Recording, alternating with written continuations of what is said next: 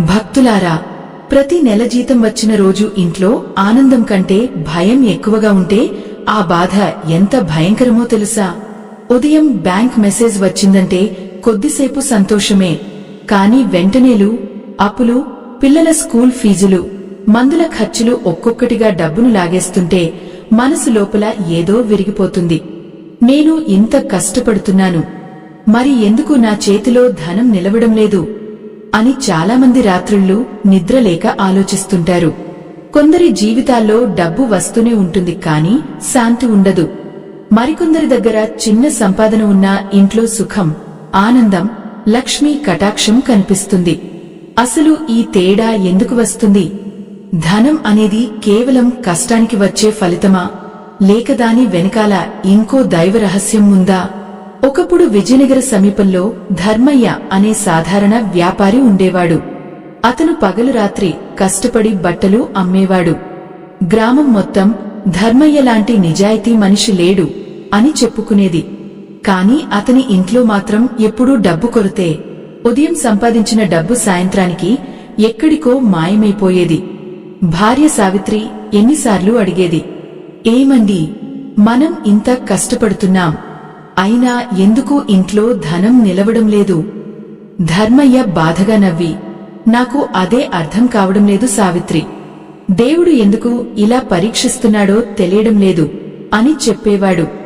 ఒకరోజు రాత్రి అతను మార్కెట్ నుంచి ఇంటికి వస్తుండగా భారీ వర్షం మొదలైంది. చుట్టూ చీకటి కమ్మేసింది. దూరంగా ఒక పురాతన కృష్ణాలయం కనిపించింది. వర్షం తగ్గే వరకు అక్కడే ఉండాలని ధర్మయ్య ఆలయంలోకి వెళ్లాడు. ఆ దేవాలయం చాలా ప్రశాంతంగా ఉంది. దీపాల వెలుగు మధ్య శ్రీకృష్ణుడి విగ్రహం ఎంతో దివ్యంగా మెరిసింది. గాలి కూడా మంత్రంలా అనిపించింది. అక్కడ ఒక వృద్ధ సాధువు కూర్చుని జపం చేస్తున్నాడు. ధర్మయ్య నమస్కరించి పక్కనే కూర్చున్నాడు. కొద్దిసేపటికి ఆ సాధువు కళ్లు తెరిచి ధర్మయ్య వైపు చూసి చిరునవ్వు నవ్వాడు. నీ మనసులో ధనం గురించి పెద్ద బాధ ఉంది కదా నాయనా అని అడిగాడు.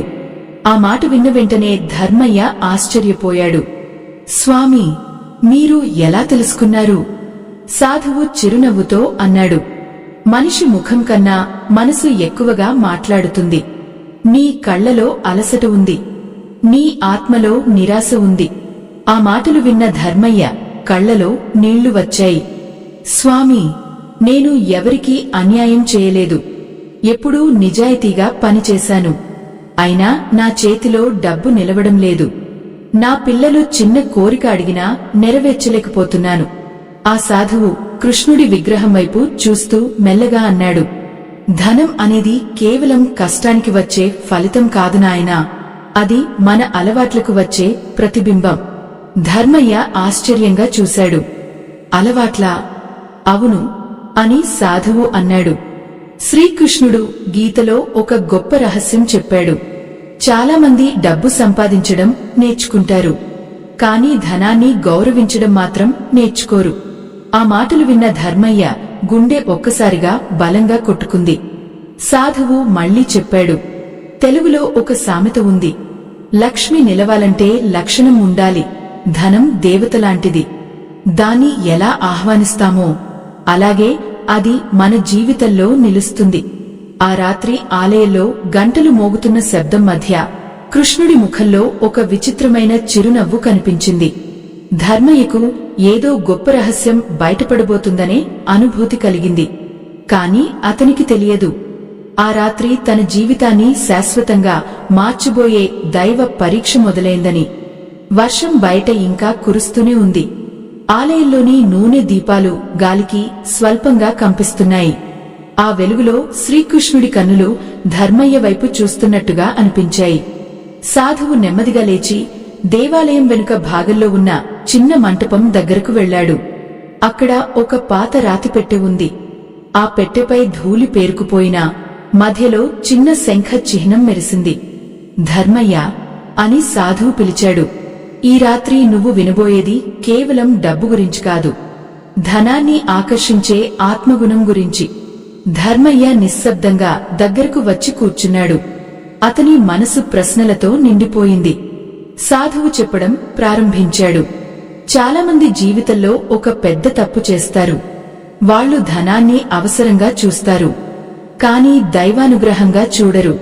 అందుకే లక్ష్మి కొద్దిసేపు వస్తుంది, వెంటనే వెళ్ళిపోతుంది. అయితే స్వామీ, ధనం మన దగ్గర నిలవాలంటే ఏమి చేయాలి అని ధర్మయ్య ఆత్రంగా అడిగాడు. సాధువు చిరునవ్వు నవ్వాడు. ముందు నీ జీవితంలో ఒక చిన్న విషయం చెప్పు. సంపాదించిన డబ్బును నువ్వు ఎలా ఖర్చు చేస్తావు? ధర్మయ్య కొద్దిసేపు ఆలోచించాడు. ముందు అప్పులు తీర్చేస్తాను స్వామీ, తర్వాత ఇంటి ఖర్చులు, పిల్లల అవసరాలు, ఎవరైనా అడిగితే అప్పు కూడా ఇస్తాను. చివరికి నా చేతిలో ఏమీ మిగలదు. సాధువు తల ఊపాడు. అదే నీ సమస్యకు మొదటి కారణం. ధర్మయ్య ఆశ్చర్యపోయాడు. అప్పు ఇవ్వడం తప్ప స్వామీ? కాదు అని సాధువు అన్నాడు. సహాయం చేయడం పుణ్యం, కాని నీ జీవితం అస్థిరంగా ఉండగా, నీ ఆత్మలో భయం ఉండగా బలవంతపు దానం చేయడం ధర్మం కాదు. శ్రీకృష్ణుడు ఒకసారి ద్వారకలో ఇదే విషయం గురించి చెప్పాడు. ఆ మాట విన్న వెంటనే ధర్మయ్య ఆసక్తిగా ముందుకు వంగాడు. సాధువు కథ మొదలుపెట్టాడు. ద్వారకలో సుధనుడు అనే వ్యక్తి ఉండేవాడు. అతను చాలా మంచి మనసున్నవాడు. ఎవరు అడిగినా వెంటనే డబ్బు ఇచ్చేవాడు. కాని అతని ఇంట్లో ఎప్పుడూ కొరతే. ఒకరోజు అతను శ్రీకృష్ణుడి దగ్గరకు వెళ్లి అడిగాడు, ప్రభూ, నేను ఎప్పుడూ ఇతరులకు సహాయం చేస్తున్నాను, అయినా నా ఇంట్లో ధనం నిలవడం లేదు, ఎందుకు? అప్పుడు కృష్ణుడు చిరునవ్వుతో ఒక చిన్న దీపాన్ని చూపించాడు. ఈ దీపం చూడవా సుధన్వుడా? దీపం వెలగాలంటే ముందు దానిలో నూనె ఉండాలి. నూనె లేకపోతే అది ఇతరులకు వెలుగు ఎలా ఇస్తుంది? సుధనుడు మౌనంగా నిలిచిపోయాడు. అప్పుడు కృష్ణుడు చెప్పాడు, నీ ఇంట్లో శాంతి లేకపోతే, నీ మనసులో భయం ఉంటే, నీ కుటుంబం బాధపడుతుంటే, నువ్వు చేసే దానం కూడా అసంపూర్ణమే. ముందు నీ జీవితాన్ని స్థిరపరచు, తర్వాత ఇతరులకు ఆశ్రయం అవ్వు. సాధువు ఆ కథ ముగించగానే ఆలయంలో ఒక్కసారిగా పెద్ద గంట మోగింది. ఆ శబ్దం ధర్మయ్య గుండెల్లోకి దిగిపోయింది. అతను మెల్లగా అన్నాడు, స్వామీ, అంటే నేను చేస్తున్నది తప్పు కాదు అని సాధువు నుదువుగా అన్నాడు. కాని జ్ఞానం లేకుండా చేసిన మంచి పని కూడా కొన్నిసార్లు కష్టాన్ని తెస్తుంది. ఆ మాటలు ధర్మయ్యను లోతుగా తాకాయి. ఎందుకంటే అతను ఎన్నోసార్లు తన పిల్లల అవసరాలు వదిలేసి ఇతరులకు డబ్బు ఇచ్చాడు. బయట వాళ్లు అతన్ని మంచివాడని పొగడేవారు, కాని ఇంట్లో సావిత్రి నిశ్శబ్దంగా కన్నీళ్లు పెట్టుకునేది. సాధువు మళ్లీ మాట్లాడాడు, ధనం నిలవాలంటే ఒక పవిత్రమైన అలవాటు అవసరం. ప్రతి సంపాదనలో కొంత భాగాన్ని గౌరవంగా దాచాలి. దాన్ని భయంతో కాదు, కృతజ్ఞతతో ఉంచాలి. ఎందుకంటే ధనం అనేది లక్ష్మీ రూపం. ధర్మయ్య ఆశ్చర్యంగా అడిగాడు, కేవలం దాచుకోవడం వల్లే ధనం వస్తుందా? సాధువు చిరునవ్వు నవ్వాడు. దాచుకోవడం కాదు నాయనా, గౌరవించడం. చాలామంది డబ్బు చేతిలో పడగానే అశాంతితో ఖర్చు చేస్తారు. కాని శ్రీకృష్ణుడు చెప్పిన నిజమైన ధన రహస్యం ఏమిటంటే, నీ చేతిలో ఉన్న చిన్న సంపదను గౌరవించలేని వాడికి పెద్ద సంపద దక్కదు. ఆ మాటలు ఆలయంలో ప్రతిధ్వనించినట్టుగా అనిపించాయి. బయట వర్షం క్రమంగా తగ్గుతోంది. కాని ధర్మయ్య మనసులో మాత్రం కొత్త ఆలోచనలు మొదలయ్యాయి. ఇన్నేళ్లుగా తాను డబ్బు కోసం పరుగులు తీస్తున్నాడు. కాని ధనాన్ని గౌరవించడం అనే అలవాటు ఎప్పుడూ నేర్చుకోలేదని అతనికి అర్థమవుతోంది. అప్పుడే సాధువు రాతి పెట్టెను తెరిచాడు. అందులో ఒక చిన్న పసిడి నాణెం మెరిసింది. ఆ వెలుగు సాధారణంగా లేదు. అది చూస్తూనే ధర్మయ్య గుండెల్లో ఒక వింత శాంతి కలిగింది. సాధువు ఆ నాణెంని చేతిలోకి తీసుకుని మెల్లగా అన్నాడు, ఈ నాణెం వెనుక ఉన్న రహస్యం తెలుసుకుంటే నీ జీవితమే మారిపోతుంది ధర్మయ్య. ఆ మాటలు విన్న వెంటనే ధర్మయ్య శ్వాస కూడా నెమ్మదించింది. సాధువు చేతిలో ఉన్న ఆ చిన్న పసిడి నాణెం సాధారణ వస్తువులా కనిపించలేదు. ఆలయంలోని దీపాల కాంతి దానిపై పడుతుంటే అది లోపల నుంచి వెలుగు వస్తున్నట్టుగా మెరిసింది. ఆ కాంతి ధర్మయ్య కళ్లలో పడగానే అతనికి చిన్నప్పటి జ్ఞాపకాలు గుర్తొచ్చాయి. తన తండ్రి ఒకసారి చెప్పిన మాటలు అతని చెవుల్లో మళ్లీ వినిపించాయి. డబ్బు అనేది కేవలం లోహం కాదు రా బిడ్డా, అది మన సంస్కారం ఎలా ఉందో చూపించే అద్దం. ఆ మాటలు గుర్తొచ్చిన క్షణంలో ధర్మయ్య హృదయం భారంగా మారింది. సాధువు నెమ్మదిగా చెప్పడం ప్రారంభించాడు. ఈ నాణెం ఎన్నో సంవత్సరాల క్రితం ద్వారకలో ఒక వృద్ధ మహిళకు శ్రీకృష్ణుడు ఇచ్చిన వరప్రసాదం. ఆమె పేరు మాధవి. ఆమె దగ్గర పెద్ద సంపద ఏమీ లేదు, కాని ఒక గొప్ప అలవాటు ఉండేది. ధర్మయ్య ఆసక్తిగా అడిగాడు, ఏ అలవాటు స్వామీ? ప్రతిరోజు సంపాదనలో ఒక చిన్న భాగాన్ని దేవునికి కృతజ్ఞతగా వేరుగా పెట్టేది. అది పెద్ద మొత్తం కాదు, కాని ఆమె మనసులో ఉన్న గౌరవం చాలా పవిత్రం. సాధువు కళ్లలో ఒక ప్రకాశం కనిపించింది. మాధవి ప్రతి సాయంత్రం ఆ చిన్న నాణేలను ఒక మట్టిపాత్రలో వేసి, ఇది నాకు ఇచ్చిన దైవ కృప అని నమస్కరించేది. ఆశ్చర్యం ఏమిటంటే ఆమె ఇంట్లో ఎప్పుడు కొరత రాలేదు. ధర్మయ్య మౌనంగా వింటున్నాడు. ఒకరోజు ద్వారకలో భారీ కరువు వచ్చింది అని సాధువు చెప్పాడు. ధనవంతుల ఇళ్లలో కూడా భయం మొదలైంది. కాని మాధవి ఇంట్లో మాత్రం ప్రశాంతత ఉంది. ఎందుకంటే ఆమె సంపద కేవలం డబ్బులో కాదు, కృతజ్ఞతలో నిలిచింది. ఆ కథ ధర్మయ్య హృదయాన్ని లోతుగా తాకింది. అతను మెల్లగా అడిగాడు, స్వామీ, అంటే ధనానికి అసలు మూలం కృతజ్ఞతేనా? సాధువు చిరునవ్వు నవ్వాడు. అవును నాయనా, శ్రీకృష్ణుడు చెప్పిన గొప్ప రహస్యం అదే. చాలామంది ఇంకా రావాలి అని ఆలోచిస్తూ ఉంటారు, కాని ఇప్పటికే నాకు ఎంత దక్కింది అని కృతజ్ఞతతో చూసేవారికి లక్ష్మి నిలుస్తుంది. ఆ మాటలు వినగానే ధర్మయ్యకు తన ఇంట్లో జరిగిన ఎన్నో సంఘటనలు గుర్తొచ్చాయి. జీతం వచ్చిన రోజు సావిత్రి ఎంతో జాగ్రత్తగా డబ్బు మడిచి పూజ గదిలో పెట్టేది. కాని తానే మాత్రం ఆ డబ్బును భయంతో, తొందరతో ఖర్చు చేసేవాడు. ఎప్పుడూ ఇది సరిపోదు అనే ఆలోచనతో జీవించేవాడు. సాధువు ఒక్కసారిగా ధర్మయ్య వైపు గట్టిగా చూశాడు. నీకు తెలుసా ధర్మయ్య, భయం ఉన్న చోట లక్ష్మి ఎక్కువ కాలం ఉండదు. ఆ మాట విన్న వెంటనే ధర్మయ్య గుండె బలంగా కొట్టుకుంది. ఎందుకంటే భయం మనిషిని తొందరపాటు నిర్ణయాలకు నెట్టేస్తుంది. తొందరపాటు మనసు ధనాన్ని గౌరవించదు. అందుకే శాస్త్రాల్లో శాంతి ఉన్న ఇంట్లోనే శ్రీమహాలక్ష్మి నిలుస్తుంది అని చెప్పారు. ఆలయంలో గాలి మూదువుగా వీచింది.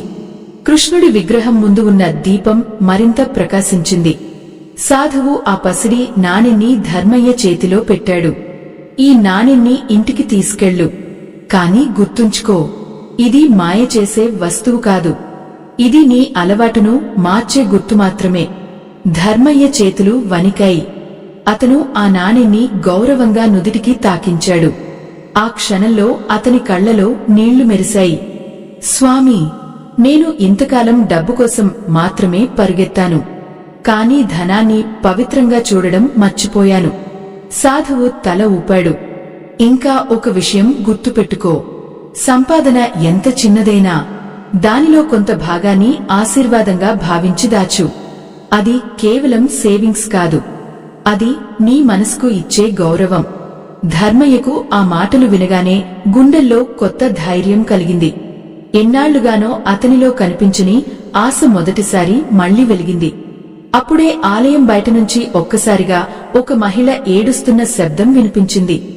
ధర్మయ్య, సాధువు ఇద్దరూ బయటికి పరుగెత్తారు. అక్కడ ఒక వృద్ధురాలు నేలపై కూర్చుని ఏడుస్తోంది. నా దగ్గర ఉన్న చివరి డబ్బు కూడా పోయింది బాబూ అని ఆమె బాధగా చెప్పింది. ధర్మయ్య చేతిలో ఉన్న ఆ పసిడి నాణెం ఒక్కసారిగా వేడెక్కినట్టుగా అనిపించింది. అతని మనసులో రెండు భావనలు పోరాడుతున్నాయి.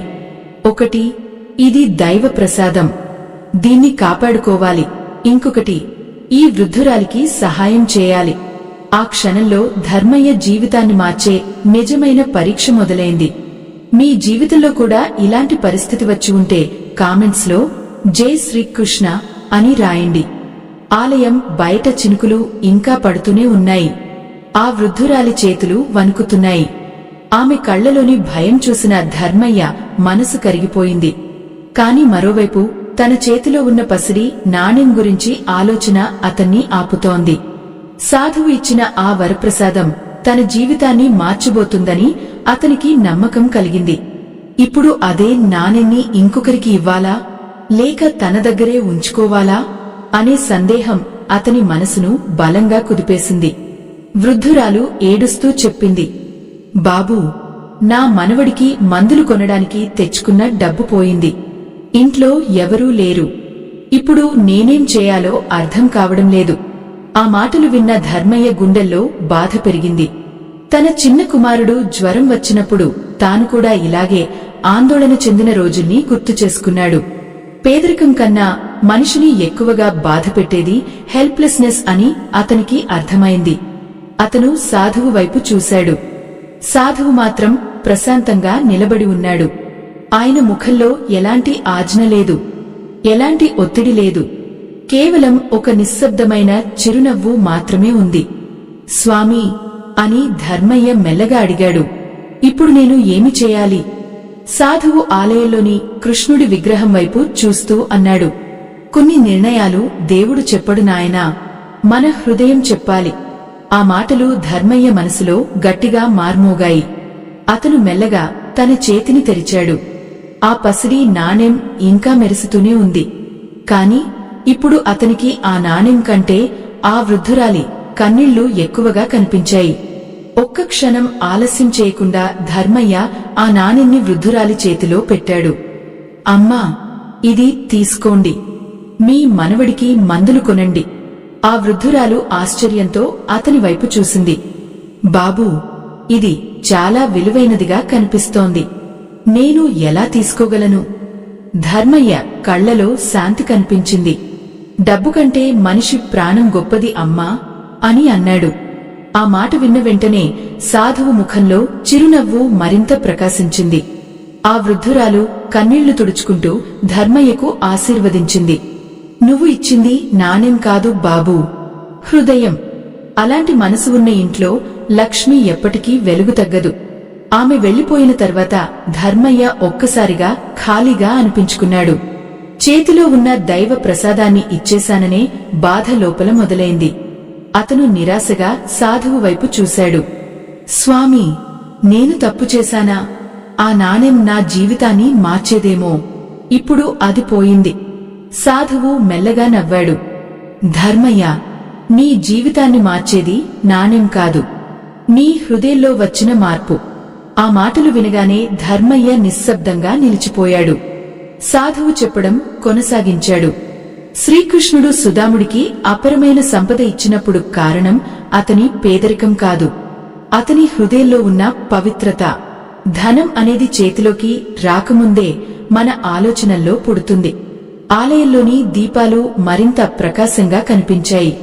బయట వర్షం కూడా పూర్తిగా ఆగిపోయింది. ఆకాశంలో చంద్రుడు మెల్లగా వెలుగుతున్నాడు.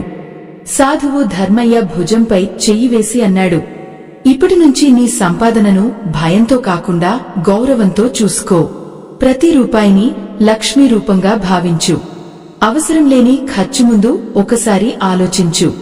నీ ఇంట్లో శాంతిని కాపాడుకో. అప్పుడు ధనం నిన్ను వెతుక్కుంటూ వస్తుంది. ధర్మయ్య కళ్లలో కొత్త వెలుగు కనిపించింది.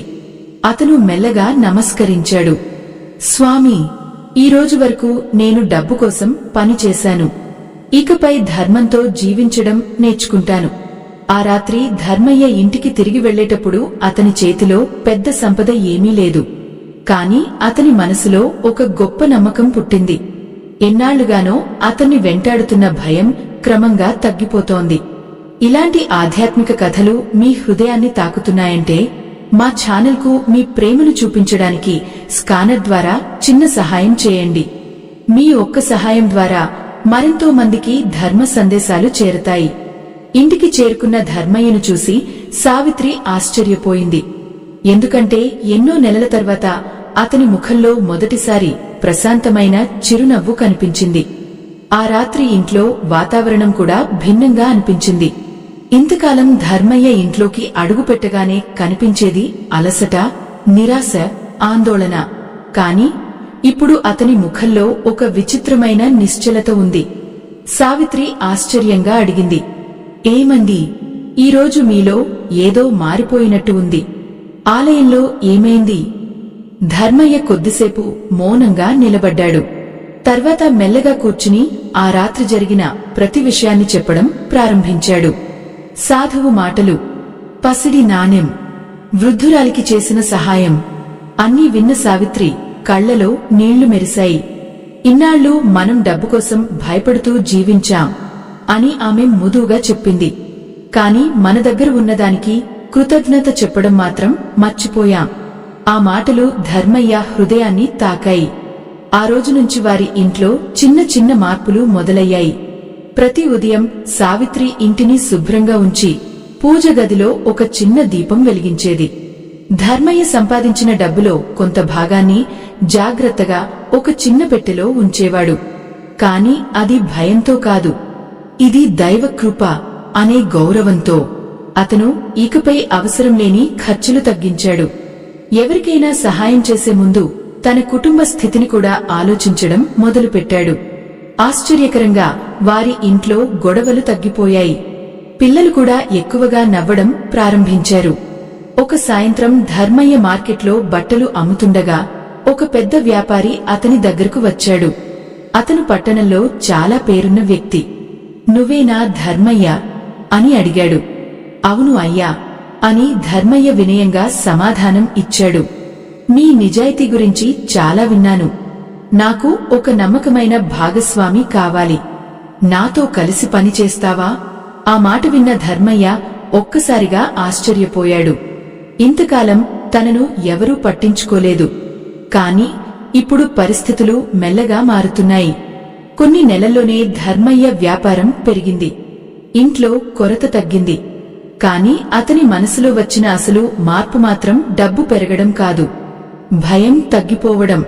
ఒకరోజు రాత్రి అతను ఇంటి ముందు కూర్చుని ఆకాశాన్ని చూస్తున్నాడు. చల్లని గాలి వీచుతోంది.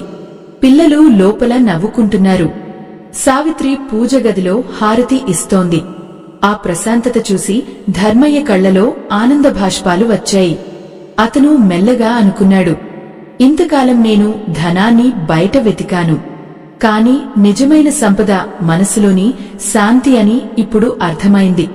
అప్పుడే అతనికి సాధువు చెప్పిన మాటలు గుర్తొచ్చాయి. ధనం నిలవాలంటే ముందుగా మనసు నిలకడగా ఉండాలి. ఆ రాత్రి ధర్మయ్య ఒక నిర్ణయం తీసుకున్నాడు. ఇకపై తన జీవితంలో వచ్చిన ఈ మార్పును ఇతరులతో కూడా పంచుకోవాలని అనుకున్నాడు. ఎందుకంటే తనలాంటి బాధలో ఇంకా ఎంతో మంది ఉన్నారని అతనికి తెలుసు. మరుసటి రోజు ఉదయం అతను మళ్లీ ఆ కృష్ణాలయానికి వెళ్లాడు. కాని అక్కడికి చేరుకున్న తర్వాత అతను ఆశ్చర్యంతో నిలిచిపోయాడు. ఆలయం అక్కడే ఉంది. దీపాలు కూడా వెలుగుతున్నాయి. కాని ఆ సాధువు మాత్రం ఎక్కడా కనిపించలేదు. ధర్మయ్య అక్కడ ఉన్న పూజారిని అడిగాడు, ఇక్కడ ఒక వృద్ధ సాధువు ఉండేవారు కదా? నిన్న రాత్రి ఆయనతో మాట్లాడాను. పూజారి ఆశ్చర్యంగా చూశాడు. ఏ సాధువు బాబూ? ఈ ఆలయంలో చాలా సంవత్సరాలుగా ఎవరూ ఉండటం లేదు. ఆ మాట విన్న వెంటనే ధర్మయ్య గుండె ఒక్కసారిగా ఆగిపోయినట్టయింది. అతను ఆలయం మధ్యలో నిలబడి కృష్ణుడి విగ్రహం వైపు చూశాడు. అక్కడ విగ్రహం పెదవులపై అదే చిరునవ్వు కనిపించింది. ఆ క్షణంలో ధర్మయ్యకు ఒక వింత అనుభూతి కలిగింది. ఆ రాత్రి తనకు మార్గం చూపింది సాధువు రూపంలో స్వయంగా శ్రీకృష్ణుడేనా అనే ప్రశ్న అతని హృదయంలో మెదలడం ప్రారంభించింది. ఆలయంలో గంట మెల్లగా మోగింది. ఆ శబ్దం ధర్మయ్య మనసులోకి నేరుగా దిగిపోయినట్టుగా అనిపించింది. అతను కృష్ణుడి విగ్రహం ముందు నిశ్శబ్దంగా నిలబడ్డాడు.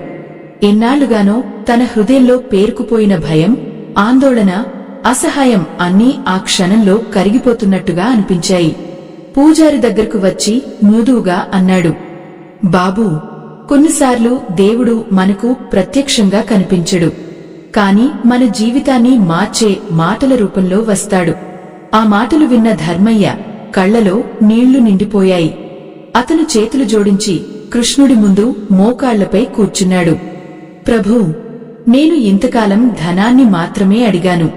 కాని నువ్వు నాకు ధనాన్ని కాపాడే జ్ఞానం ఇచ్చావు. ఆలయంలోని దీపాల కాంతి మరింత ప్రకాశించింది. ఆ వెలుగులో ధర్మయ్యకు తన జీవితంలో జరిగిన ప్రతి చిన్న మార్పు గుర్తొచ్చింది. ఇంతకాలం అతను డబ్బు లేక బాధపడలేదు. భయం వల్ల బాధపడ్డాడు. రేపు ఏమవుతుందో అనే ఆందోళన అతని ఆనందాన్ని దోచుకుంది. కాని ఇప్పుడు అతనికి ఒక గొప్ప సత్యం అర్థమైంది. ధనం అనేది కేవలం సంపాదన కాదు, అది మన ఆలోచన, మన అలవాటు, మన గౌరవం. అతను ఇంటికి తిరిగి వచ్చాక ఆ మార్పు మరింత స్పష్టంగా కనిపించింది. ఇంట్లోకి అడుగుపెట్టగానే పిల్లలు పరుగెత్తుకుంటూ వచ్చి అతన్ని హత్తుకున్నారు. సావిత్రి ముఖంలో కూడా ఎన్నాళ్లుగానో కనిపించని ప్రశాంతత ఉంది. ఆ రాత్రి అందరూ కలిసి భోజనం చేస్తుండగా ధర్మయ్య మెల్లగా అన్నాడు, మన ఇంట్లో నిజమైన లక్ష్మి డబ్బు రూపంలో కాదు, మనం కలిసి నవ్వుతున్న ఈ ఆనందంలో ఉంది. సావిత్రి చిరునవ్వు నవ్వింది. అవును, ఇంతకాలం మనం కొరతను మాత్రమే చూశాం, కాని దేవుడు ఇప్పటికే ఇచ్చిన ఆశీర్వాదాలను చూడలేదు. ఆ మాటలు పిల్లల హృదయాల్లో కూడా నిలిచిపోయాయి. రోజులు గడుస్తున్న కొద్దీ ధర్మయ్య పేరు గ్రామంలో మరింత గౌరవం పొందింది. ఎందుకంటే ఇప్పుడు అతను కేవలం వ్యాపారి కాదు, ధర్మంతో జీవించే మనిషిగా మారిపోయాడు. అతని దగ్గరకు చాలామంది వచ్చి ఒకే ప్రశ్న అడిగేవారు, నీ జీవితంలో ఈ మార్పు ఎలా వచ్చింది? అప్పుడు ధర్మయ్య చిరునవ్వుతో ఒకే మాట చెప్పేవాడు, శ్రీకృష్ణుడు నాకు ఒక అలవాటు నేర్పించాడు, సంపాదనను భయంతో కాకుండా కృతజ్ఞతతో చూడమని. అతను ప్రతి ఒక్కరికీ ఒక విషయం చెప్పేవాడు, జీతం వచ్చిన రోజు ముందు దేవునికి కృతజ్ఞత చెప్పండి, తర్వాత మీ కుటుంబ శాంతిని కాపాడండి, అవసరం లేని పోలికలు మానేయండి, మీ చేతిలో ఉన్న చిన్న సంపదను గౌరవించండి, అప్పుడు లక్ష్మి మీ ఇంటి తలుపు తట్టకుండా ఉండదు. తెలుగులో ఒక పాత సామెత ఉంది, ఆశ ఎక్కువైతే ఆనందం తగ్గుతుంది. ధర్మయ్య ఇప్పుడు ఆ మాటలోని నిజాన్ని పూర్తిగా అర్థం చేసుకున్నాడు. ఒకరోజు సాయంత్రం అతను మళ్లీ అదే కృష్ణాలయానికి వెళ్లాడు. ఈసారి అతని చేతిలో పెద్ద కానుకలు ఏమీ లేవు. కేవలం ఒక చిన్న వెన్న ముద్ద, ఒక తులసి దళం మాత్రమే ఉన్నాయి. కాని అతని హృదయం మాత్రం అపరమైన కృతజ్ఞతతో నిండిపోయింది. అతను కృష్ణుడి ముందు నిలబడి మెల్లగా అన్నాడు, ప్రభూ, నువ్వు నాకు కోట్ల సంపద ఇవ్వలేదు, కాని కోట్ల విలువైన ప్రశాంతత ఇచ్చావు. ఆ మాటలతో అతని కళ్లలో ఆనంద భాష్పాలు జారాయి. ఆలయంలో గాలి మూదువుగా వీచింది. దీపం జ్వాల సున్నితంగా కదిలింది. ఆ క్షణంలో ధర్మయ్య హృదయంలో ఒక స్పష్టమైన అనుభూతి కలిగింది, నిజమైన ధనం బయట కాదు, దేవునిపై విశ్వాసంతో జీవించే మనసులోనే ఉంటుందని.